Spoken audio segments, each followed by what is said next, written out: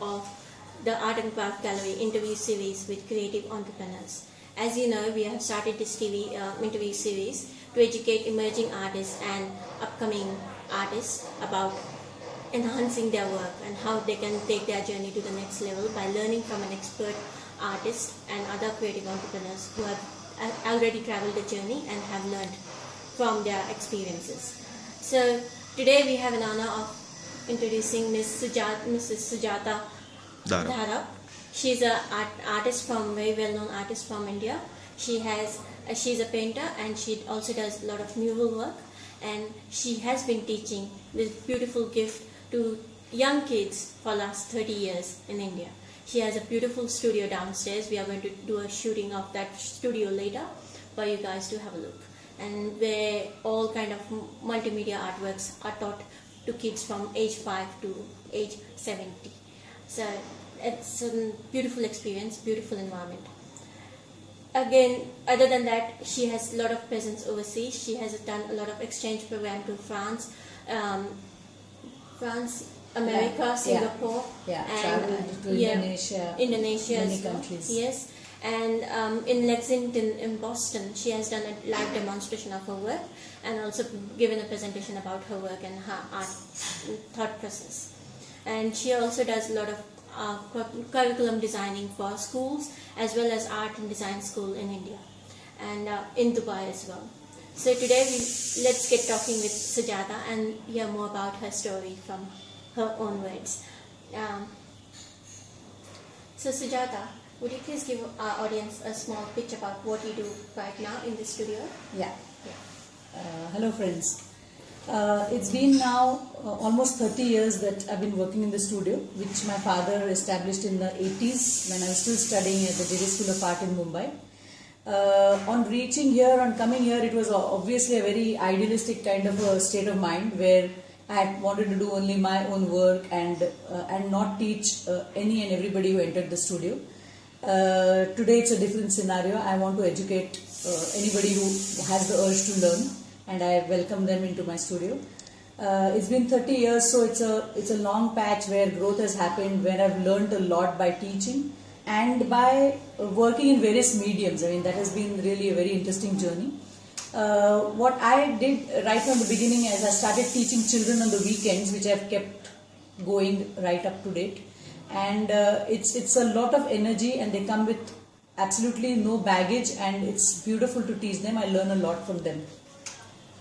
So it's been primarily painting, it's been treating walls in different mediums, it's been teaching, it's been trying to formulate different curriculums for school at school level, going and doing workshops and doing basic design at architecture schools. That is also one point of interest, because architecture also has been a very inherent part of how I paint. I do a lot of, I was born in the city of Mumbai and lived there for 20 years, and it was only the city that I took my inspiration from. So a lot of my work has structure, it has doors, windows, it has interior spaces, it has negative spaces in architecture, which I call as pores, which make architecture breathe.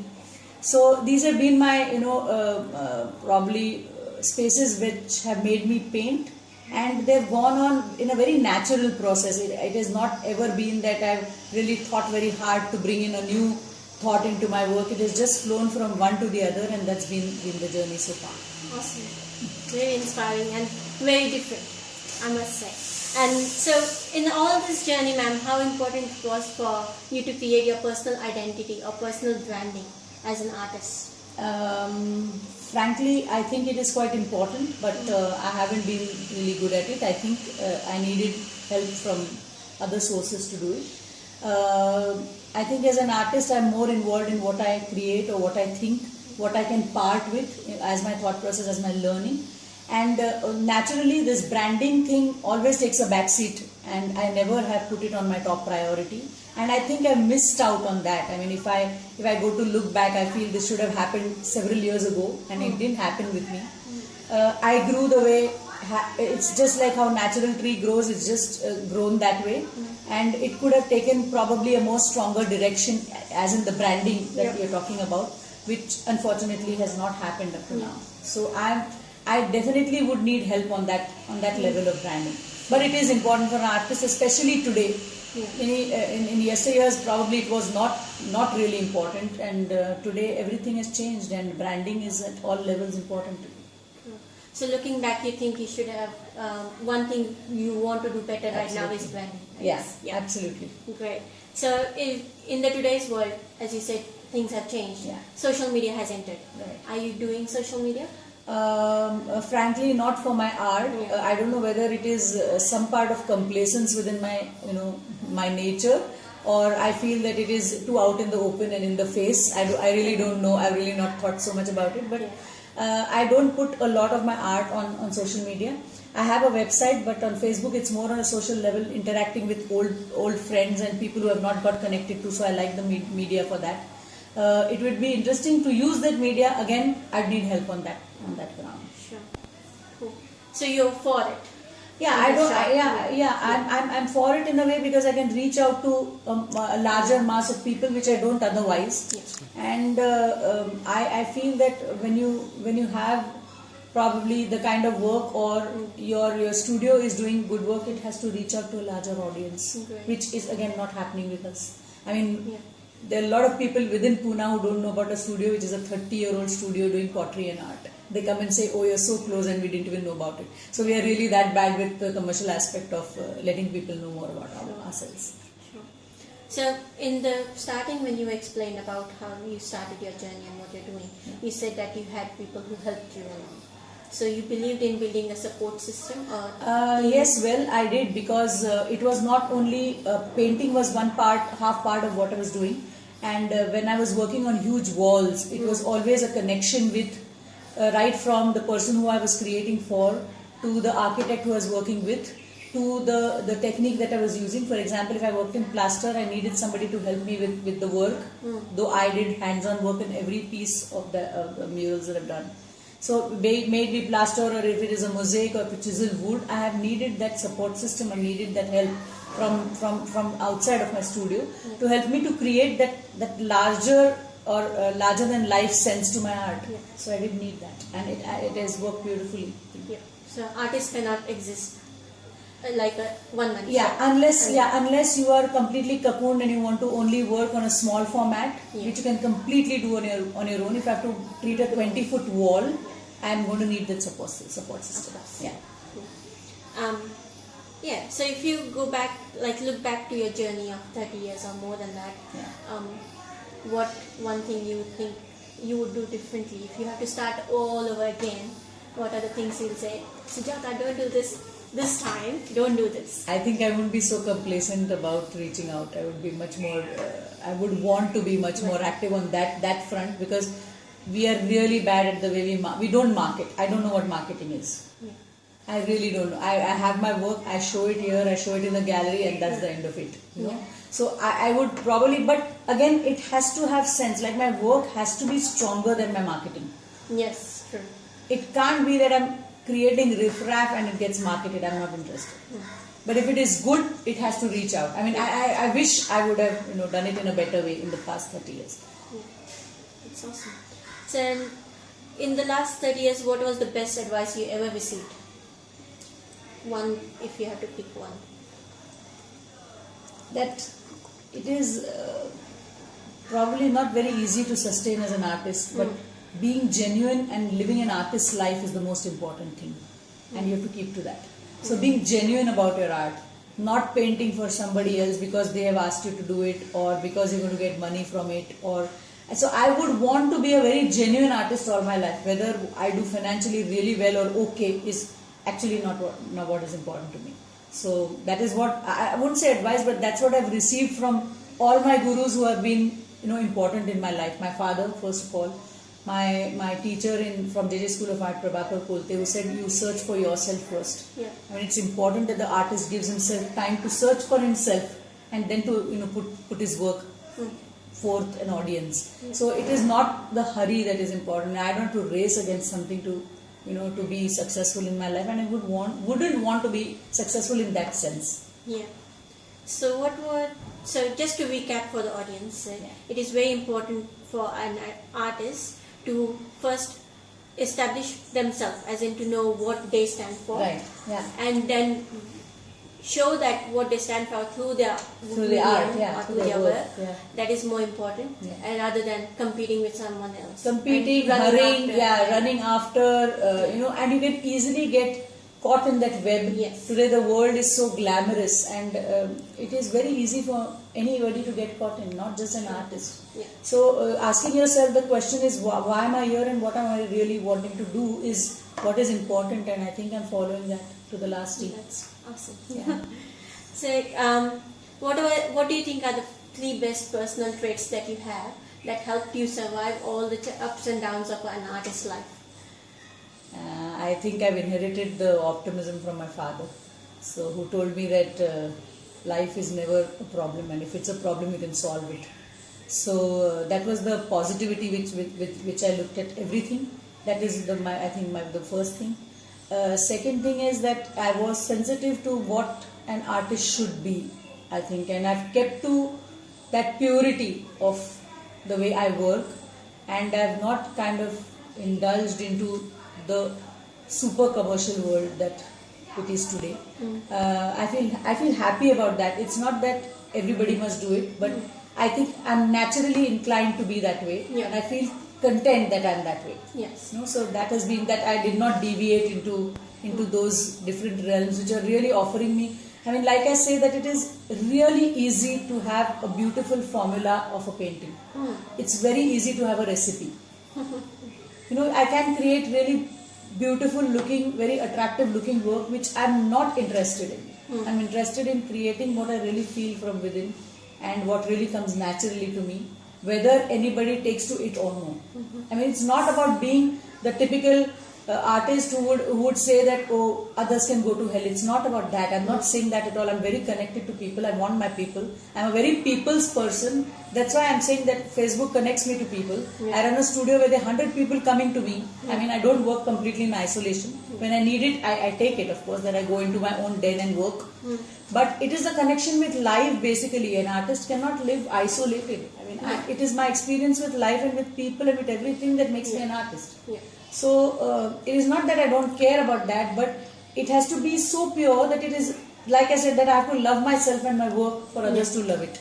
Wow. And I want to keep it at that. That's That is the important thing about my journey. Yeah. Also about the fact that my curiosity about different mediums and working in different mediums was very exciting, and it happened that way. Therefore, murals is a very interesting part of my work, where I get a floor to ceiling space to work with. It also is about activating spaces, about changing that entire space into something else, which gives me immense satisfaction. So I've done that. Like I told you, what actually didn't really happen is reaching out to a larger audience. That's the only thing that probably has not happened. I guess so the recap is the 3 traits that really helped you be successful today. Has to be you are optimistic. Yeah. You are mindful. So you live in the moment. You experience the moment. And I want to be more open about receiving and giving both. Yes. That openness as an artist. Yes. And the third thing, I think you perceive. You know what the purest form of art is, and you do not deviate from that purity of your work. Yeah, that is one no thing. Matter what happens. Yeah, no matter what happens. And Really. that I mean, at one point, I might just give up everything, but I would not do anything for just for the sake of either being there, or either getting the money, or either getting famous, or whatever anybody might call it. So, in this whole thing, what were the 3 biggest challenges that you faced, and how you overcome those challenges? My father was a very strong person, an excellent teacher. He had an aura. If a person met him once, you would remember him for a lifetime. He was that kind of person. I mean, even 10 lines with him would change a person.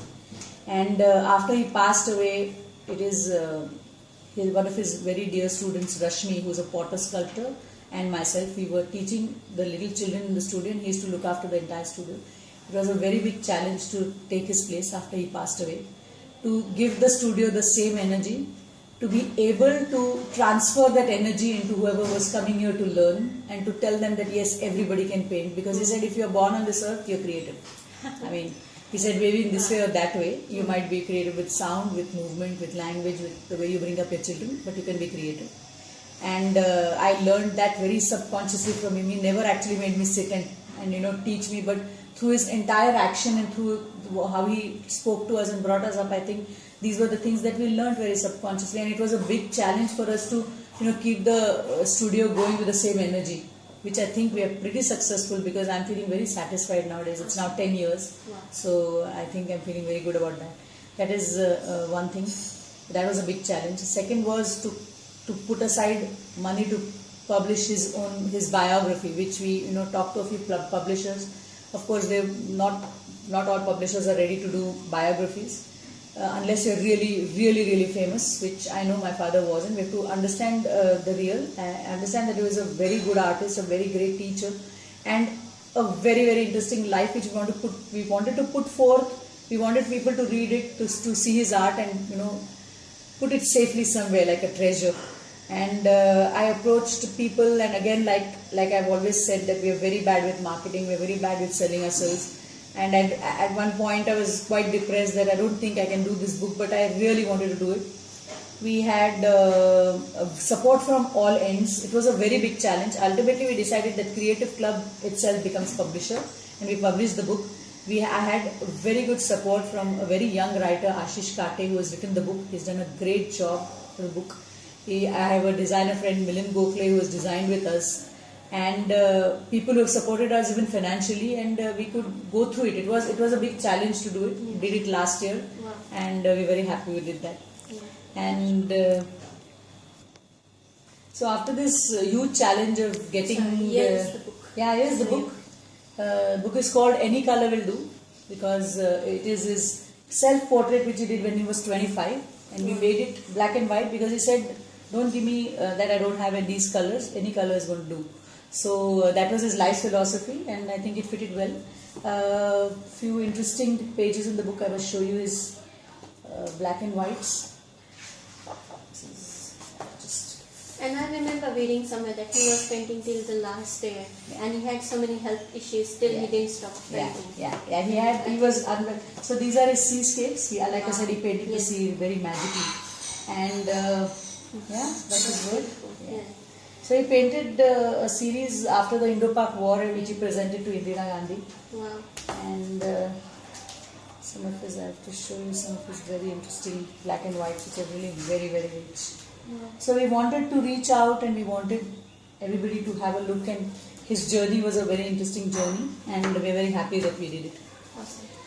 Awesome. Also learned a lot from my father, and in 2001, between 2001 and 2002 and 3, we used to have a lot of students coming in. We had about 1,000 members, and not all used to come to the studio every other day, but there were a lot who came to learn, they came to see, they came to experience.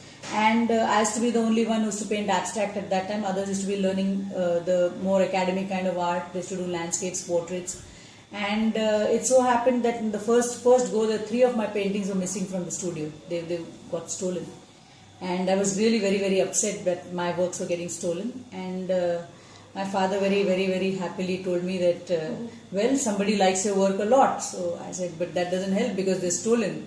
He says, no, but the thief is getting more and more, he's becoming more and more engaged in art, and he prefers to steal art than other riffraff things in the studio. So he was, he gave me completely a different point of view, and though I was really mad at him at that point of time, when I look back, I think it's a correct way to look at things again, a more positive approach to things, that the thief is getting a better, he's getting better taste, and he's getting more educated, and he wants art in his house. So that was again, these are challenges which happen in a public studio. Then my studio has many people coming in and out, so I have to look after these things. Like I said, nothing is locked in the studio. We only have our gallery space which is locked. Everything is open. We have books that are accessible to the students. Books have got stolen. He has never bothered. He said we'll replace it when we have the money. So it is, money has always been a challenge in the studio. So whenever we've had it, we've built another kiln. Whenever we've had it, we've done more for the students. And though you might say that we've been a teaching studio, it's not been a completely commercial sense of teaching, but we've always encouraged people to get more aware and more exposed to art in the city. Beautiful. So a lot of challenges, but I guess that's what makes you so Right. strong today. Absolutely. And that's what helped you actually grow as a person. Right. So what does success mean to you after all these ups and downs? I have to relate this interesting story. Yeah. I was in Sri Lanka, and there's a very beautiful gallery built by Jeffrey Bawa, who is one of my favorite architects. And I went to see all his work in Sri Lanka. And the gallery space was so inviting, and I went to the gallery manager and I said, what does it take to hire this gallery? I mean, do I hire it, or do you see my work and then you have a committee that selects and allows me to show my work here? So he looked at me and said, where are you from? So I said, from India. He says, how successful are you as a painter in India? Yeah, that was a direct question which nobody had asked me, and I really started thinking. So I thought, and I said, I think I like the answer a lot. So it's the same answer, that it is 30 years that I've survived an artist's life, and that's purely an artist's life. So I think I'm really successful about that. I don't know about my art and what I sell.